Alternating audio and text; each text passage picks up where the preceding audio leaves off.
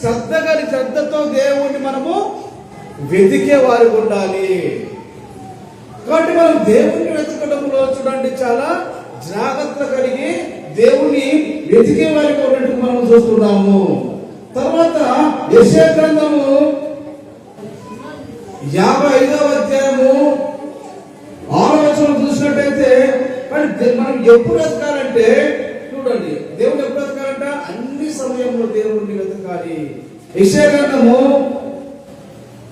55వ యెహోవా మనకు దొరకు కాలం ముందు ఆయనను వెతకుడి, ఆయన సమీపంలో ఉండగా ఆయనను. కాబట్టి మనము యెహోవాను మనకు ఎలా ఉన్నట?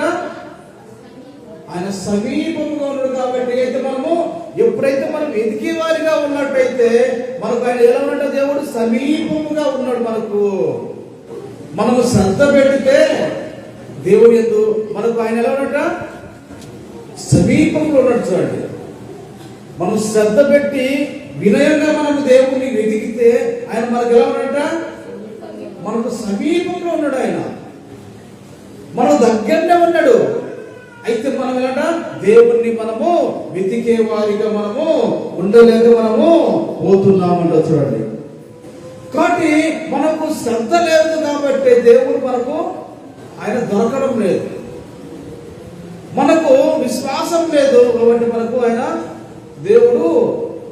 అయితే దేవుడు ఏమన్నాడు? నీకు సమీపంగా ఉన్నాను, మీరు శ్రద్ధ కలిగి వినయము కలిగి విశ్వాసముతో నన్ను వెతుకువాని దగ్గరికి నేను ఆయన వచ్చేవారిగా ఉంటున్నాడు. చూడండి, కాబట్టి ఒక మనిషి క్రైస్తవుడు కానీ ఒక అన్యుడు కానీ ఏంటంటే దేవుడి శ్రద్ధతో వెతికితే మనకు దొరుకుతుంది అంట.